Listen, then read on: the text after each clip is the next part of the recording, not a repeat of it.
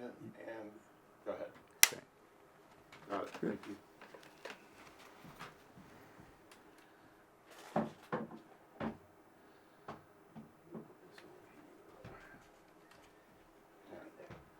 Okay. All right, Tom, I'm good when you are. Good afternoon. Good afternoon. Good afternoon. Thank you both for coming and being with us. We appreciate it. Yeah. We're going to start by asking each of you your full name, and we'll ask that you say your name and that you also spell your name. And after you do that, if you would share your preferred pronoun, please. And Rexanna, we'll start with you if we may. My name is Rexanna Lester, and my pronoun is she. Did I need to spell it? Did you ask me? Rexannalester. My name is Kevin, Kevin. Last name is Ionno. It's spelled Ionno. Your pronoun? Oh, he and him. And then I'll ask each of you if you were not native to Savannah, where you were born and kind of how you got here. I was born in a little town in Oklahoma. There were about 1,000 of us, and there were about 7 churches. So the whole idea of faith and being together in a church community was what we did. We had assemblies of God services at school. I mean, this is back in the 50s and 60s. So it's interesting to me that now they're trying to do that again. I thought we had separated church and state, but everything's like it was in the 50s and 60s and 70s right now. So I grew up Methodist, and I learned to play the organ, the piano, sing. The ritual was very comforting to me, and I understood it, and I understood the people around me. My father got a little nervous when I started getting involved with this liberal Methodist group in the next door town, the bigger town, Enid. It was with the Ecumenical Institute in Chicago, and I got very interested in that. So I guess I always had more of a liberal-leaning religious background, even though it was a pretty traditional Methodist church at the time. But then went to college, got married, and I married into the Unitarian Church. And it was like I found my home. Such a questioning, interesting group of people. And I just fell in love with that. And so I haven't been back to a Methodist church except for funerals and weddings. But so when I came to Savannah, I came as the managing editor of the Savannah Morning News. I knew I needed a home base that would be comfortable and safe. So I immediately went to the Unitarian Church. Even before I had agreed to take the job, I went to the Unitarian Church. And at the Unitarian Church, I met people like Martha Fay, who was, big in public health, president of the school board. Later on, Karen Matthews, she actually was president of the school board then. Ken Matthews, now Gordon Matthews, was doing all kinds of things with, he was CFO at Chatham Steel. There were just, John Idarosa was head of St. Catherine's Wildlife Center. I just was overwhelmed with the interesting people who were at church. And the topics were interesting. It was a small little church. We only had about 50 to 70 people. But I felt at home right away. So you want to break that up, or you want me to keep talking? Okay. Well, I'm not from Savannah originally. I was born in Marion, Ohio, and grew up there, which is a small rural capital, or I should say county seat, which has a little bit of industry, but it's mostly farmland. My dad was the news director at the radio station there at WMRN, and my mother was a homemaker, and then when I was about 5th grade, she went back to school to teach. It's a very conservative community. I really grew up not knowing much different. My mother was Methodist, but my father was Catholic, so I was raised Catholic. And I went through my Catholic upbringing, and as early as 2nd grade, I was starting to hear things that were making me worry. For instance, I can remember once in catechism, our nun, this was in 2nd grade, was telling us, and you guys, this was way back around 1960 probably, that the communists were going to take over the country. And since they're atheist, you're either going to have to renounce your faith or else they're going to put you to death. And this is a 2nd grader hearing this. So that made me think a little bit. But anyways, I did grow up into the Catholic Church, but once I left home, I stopped going to church and really didn't go to church again for any length of time until I found the Unitarian Universalist Church, which was about 10 years ago now. And the reason that we joined, oddly enough, is that my wife and I adopted a little girl from Ethiopia when she was about 4. And when she was in elementary school at age 6 or so, 7, one of the first questions you get asked on the playground here in Savannah is, what church do you go to? And we thought, well, we should probably give her a church. And when you look at the churches and looked at their doctrines and their stance in the world, there aren't that many choices for someone like us. So we went to the Unitarian Church, and I love it, for the same reason she does. There's so many wonderful, bright, caring people in the church. And one of the questions that I read was that, who are some people who you consider exemplars of faith and action? Well, that would be almost everybody in the church. So everybody's involved in something, everybody cares, and at least that's the way I see it. So it's a good group of people. And the other thing I like is, as opposed to most faiths, the emphasis is on the here and now, And what can you do to make the world a better place here instead of waiting to go to heaven to get your reward? I know a little bit about your congregation, of course, because I grew up in Savannah, but I'm, obviously an outside observer. And I would be awfully interested in Rexanna. I think you've decided to try to help us learn about sort of the long history, and Kevin, you're going to help us with the moment, if you will. Right? So Rexanna, I'd be very interested as you talk with people who thought about this, the UU congregation in Savannah and the way it has involved itself in the greater good of this community. One of the things about our church is I think we really try to live our beliefs. For a while we had a trans homeless woman who was doing hospitality for us. When we had we wanted a president, and we wanted this particular woman, but she used a wheelchair. So we fixed it. She pushed us into becoming handicapped accessible. And we should have been there anyway, but having people in leadership positions in the church makes you think differently about systems, which you have preached forever. I've learned so much from you on that. But we go back to 1820s, when some northern industrialists or cotton people wanted to be here, and there were about 20 of them, and they started this little church. They decided they needed a liberal church, essentially. And that, it never got above about 10, 15, 20 people. And then in the 30s, it started out a little bit more, and in 1847, Morris Eastman actually built our current church. But it was on Oglethorpe Square, close to where Citizen Advocacy had. It was because they describe it as across from the Owens Thomas House. So he built this very nice church that would hold 200 people. And I don't know that they ever filled it, but it was built in. And we got the Pierpoints. We got the Pierponts. We got them to preach, which was James and John. John was the one who wrote Jingle Bells. So that's how we inherited that. And there's some controversy about whether he wrote it here or he wrote it up north. But anyway, we claim it. What does it matter? It doesn't matter. But by 1859, things were in turmoil, obviously. And abolition was huge. And nobody agreed on anything. And so there was no money. And the church really dissolved. Oh, I left out an important point. Actually, no. I'm getting ready for the important point. They sold the church to a black congregation. A black congregation was not allowed on Oglethorpe Square. So they had to put it on rollers, and they rolled it down the street to Tripp Square, which was a traditionally black neighborhood. And that's how we wound up on Tripp Square. So it was an black Episcopal church for a long time. But while then in the 1940s and 50s, there started to be some rumblings again. So we're almost a century later. They started meeting at the YWCA on Oglethorpe.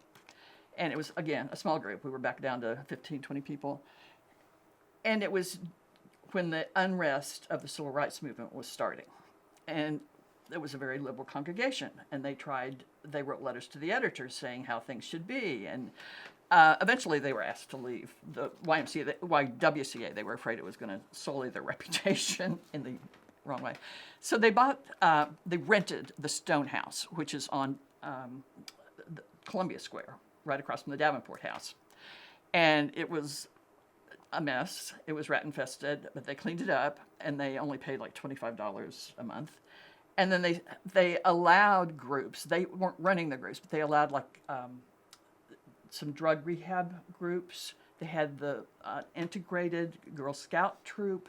They hired a young black woman to help tutor kids. And this is where Philippa and Bob Pattison, who I have the utmost love for.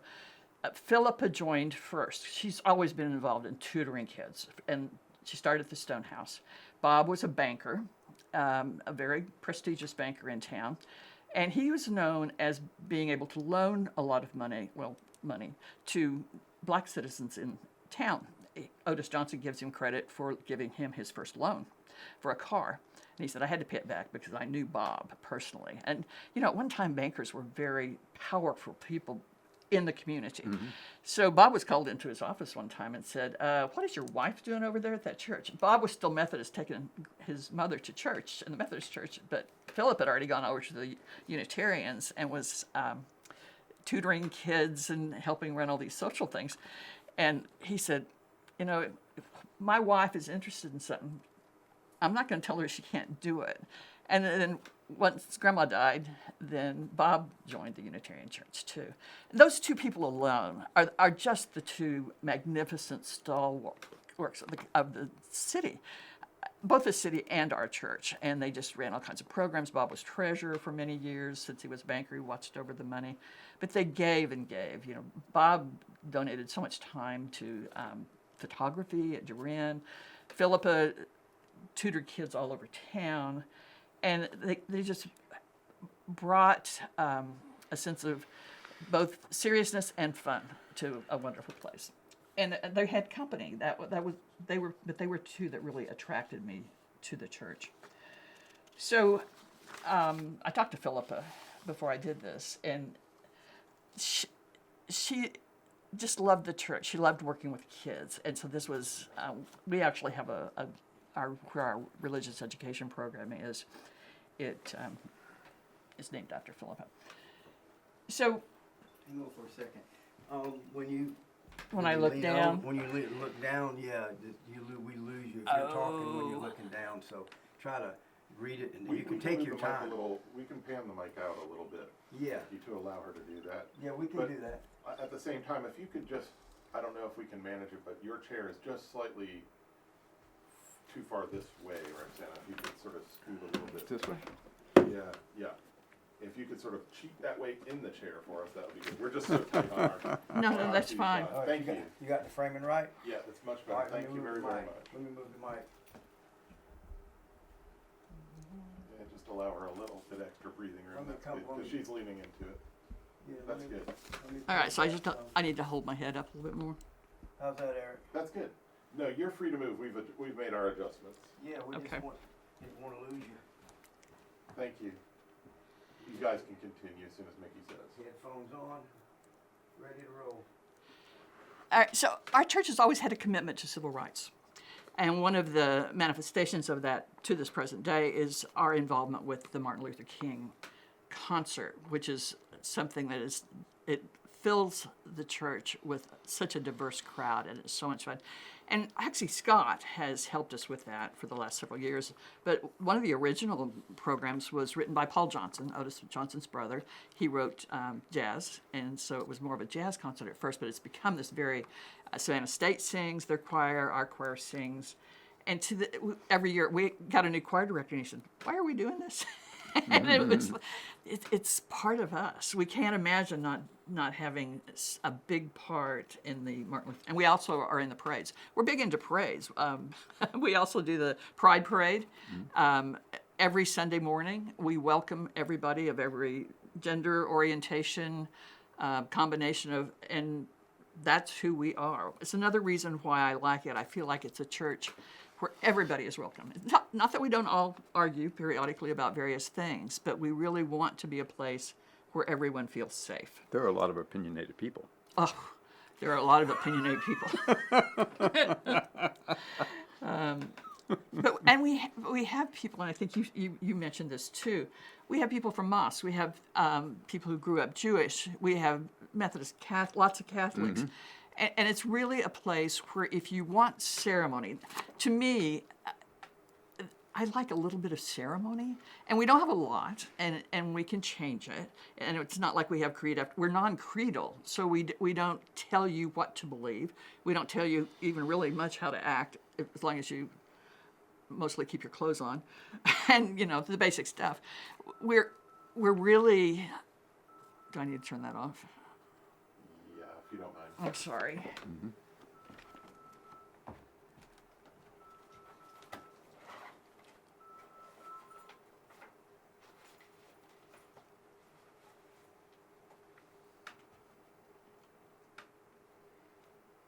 Should have done this before. I know better. All right, watch your feet. Are you gonna mention Ted Brian Turner by name? Do you want me to? No. I will if you want me to. Talking about nudity. I know. Work it in somehow. Okay. Yeah, this is the place. It's not a big. It's not a big part of the church. The nudity. It's only a little part. It's only a little. Are you ready for me to start back? Yes. Okay. So we have characters, and Tom just reminded me of Teddy Bryant. Ted Bryant Turner. He never wore shoes unless his mama came to town, and he would wear shoes that Sunday. Do you want me to tell you the story about when he was delivering newspapers? I get a call at the newspaper office, and they said, "There's a naked man riding around on a bicycle delivering your newspaper." I said, "Oh gosh, Teddy Bryant's out." And sure enough, so the circulation director had to talk to him. And so he always wore clothes at church, except for shoes. He just refused to wear shoes. And he was in the choir, right? Because he At had some tie. point, he has a really great voice. Yeah, he Had would a- wear a tie and jacket, but no shoes. Yeah.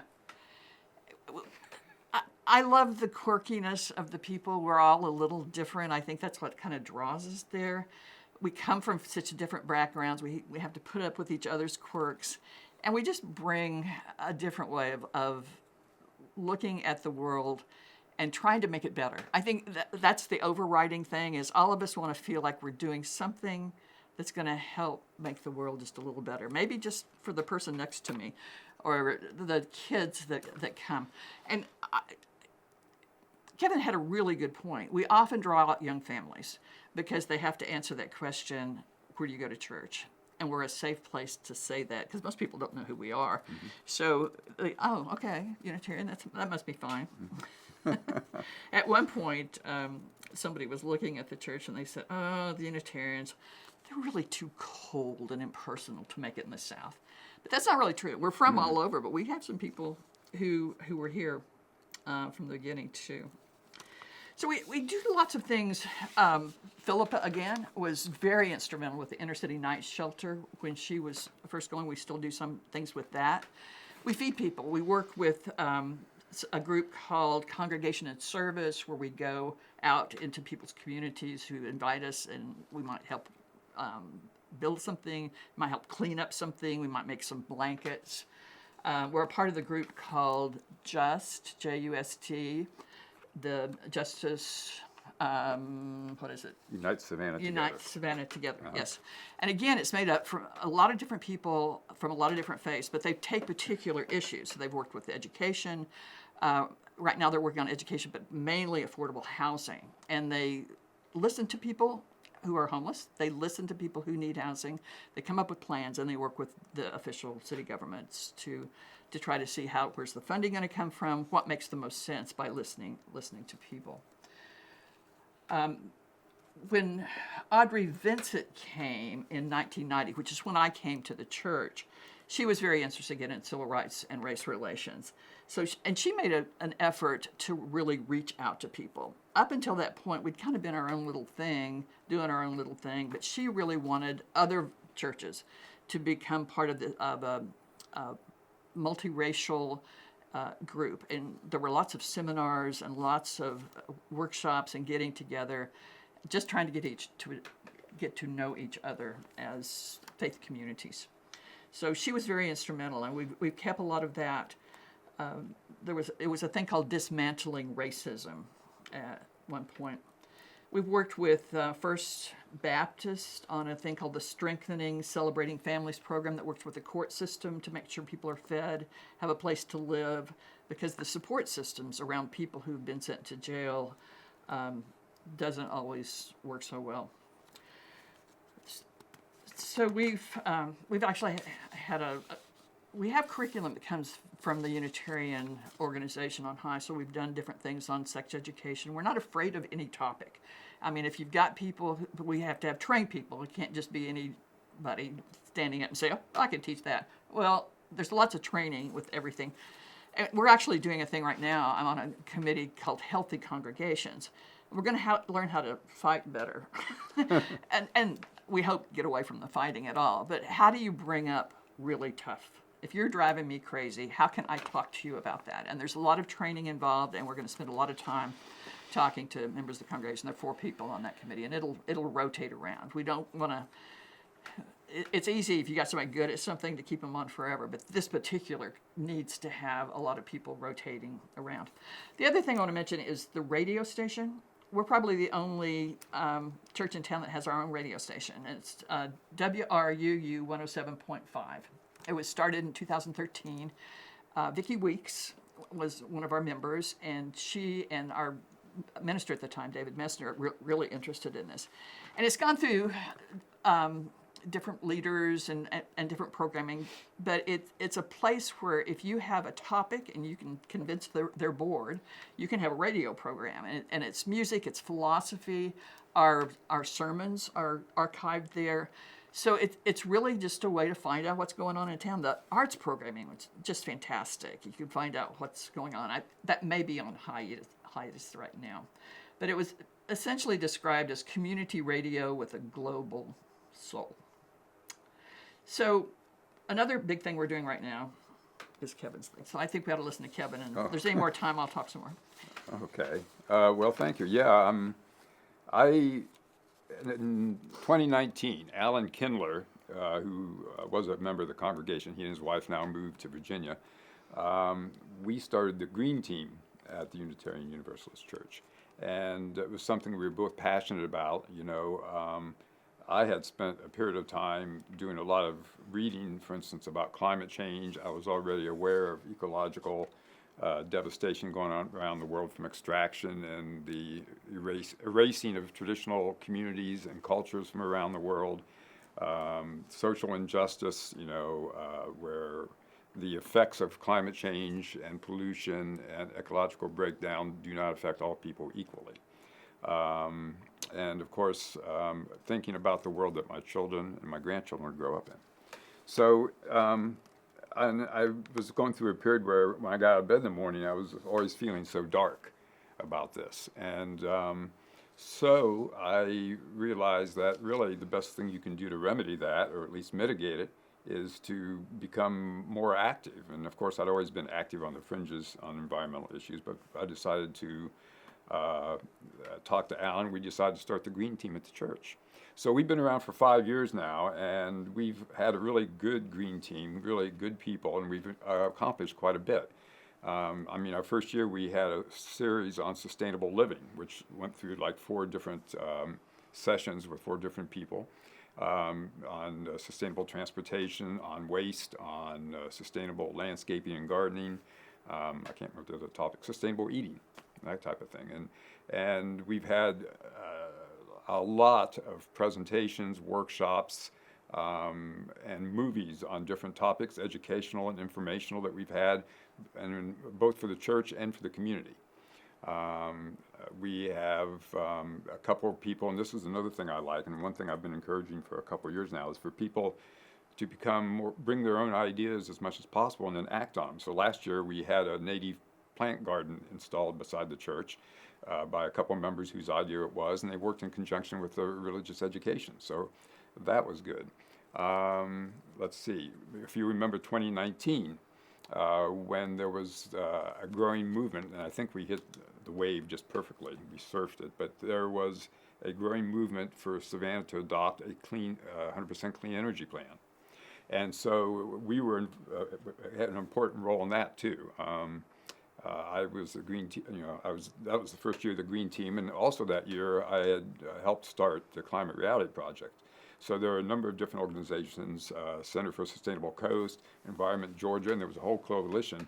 But we played an important role in that one of the things that we did was that we hosted a candidate forum in 2019 for all of the people who were running for city council and for the mayor's race. And out of 19 candidates, 16 showed up, and the sanctuary was packed. Mary Landers told me afterwards, because I've never seen anybody come to these things at more than 10 or 12 people, and we packed the congregation. And we had one question for him, and that was, what are your views on climate change, and will you enact the 100% clean energy plan if you are elected?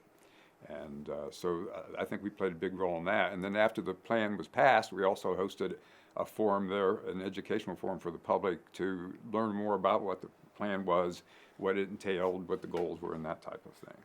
So another thing that the Green Team has worked on in conjunction with Georgia Interfaith Power and Light, which is known as GIPL, is the weatherization of the church and the upgrading of our energy systems and insulating. So in late 2022, we had an audit performed, and the auditor was provided by GIPL. And based on his recommendations, we made a number of upgrades to the church. First of all, we insulated the sanctuary, above the sanctuary in the roof. We placed all light bulbs, LED, weatherproof the doors and that type of thing. And the total cost of that was about $19,000, but from that we earned a $5,000 grant from GIPL to help offset that.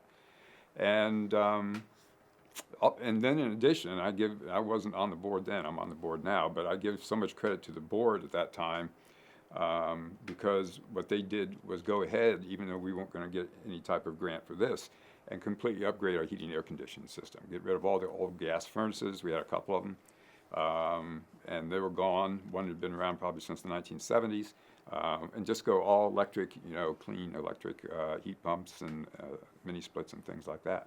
So that was something we advocated for, and this year we're going to explore, and I'm going to bring it up to the next board meeting, perhaps participating in Georgia Bright and getting solar panels for the church.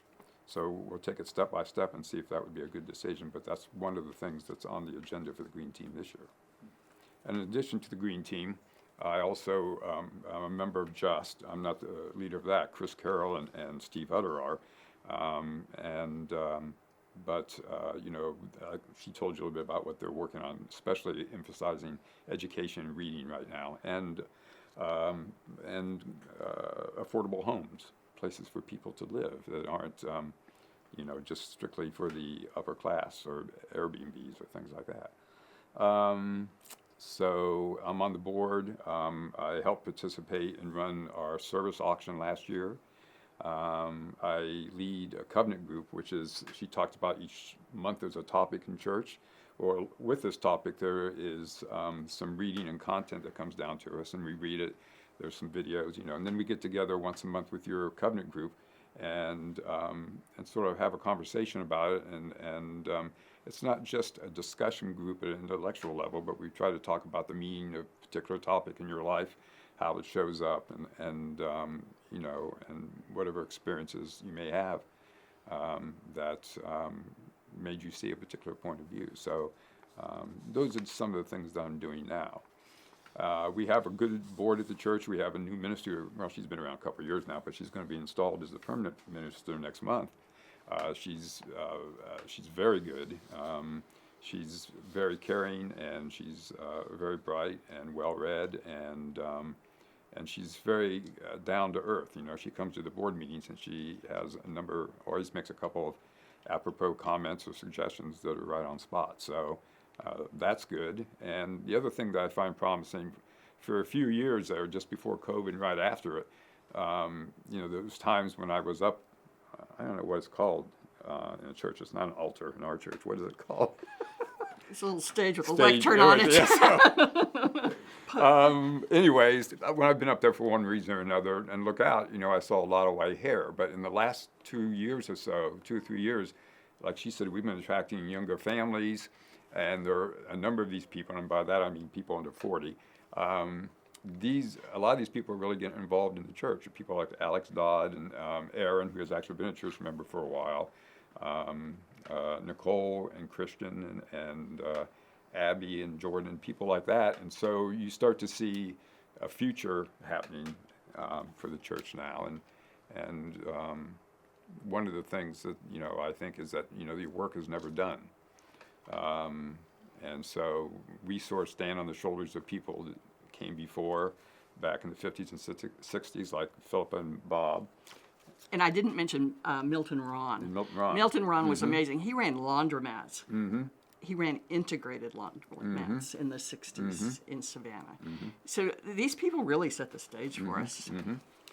And so these younger people will take over as we start to fade away from the scene. Absolutely. Yeah. Which is the great challenge, the great congregational challenge. Yeah. Yeah. Rexanna, I want to go back a little bit to civil rights days, if I may. It would have been Milton, the Pattersons. The Ralstons. Did you know John and Mary Ralston? What John Ralston taught me is when I joined the church in 1990, he'd been very active in civil rights in the 50s and 60s. And I just saw a man up there who needed a hearing aid, and I didn't talk to him that much. And I could just kick myself now because I know the stories. When I talked to Philippa the other day, she said, oh, the Ralstons, they were just instrumental with what, with making sure that we... I'm sorry, guys. That's Every okay. time you bend over, you're in the shot. Oh, I beg your pardon. My bad. Sorry, we tried to do that, quietly, but we couldn't. It's okay.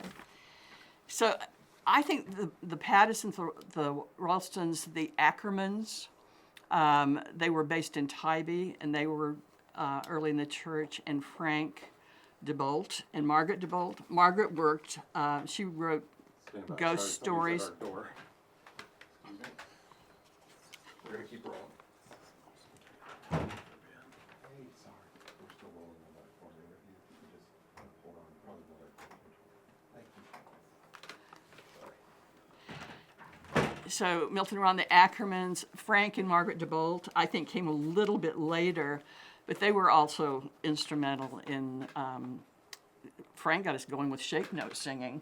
There are a bunch of us who sing shape notes, which is a very a cappella. We're still doing it. We now do it with many other churches. And I think that's one of the things I'm most proud of is the fact that we work with other people. It's not just us doing something. We really try to get people involved. And our church now, we probably have, I don't know, anywhere from 5 to 10 black members. That's not a huge number, maybe 5 to 10% of, and our attendance, at one point, right before COVID, we'd gotten up close to 200 people.